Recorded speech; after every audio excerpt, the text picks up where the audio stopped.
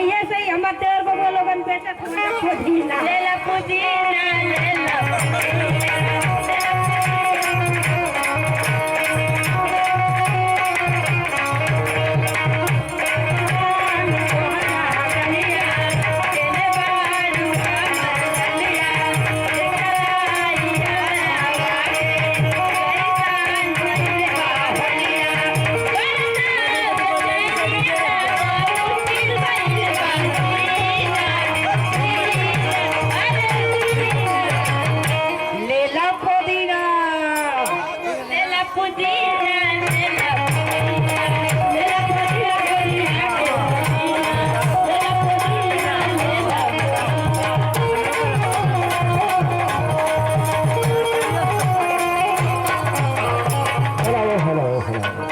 एक सूचना है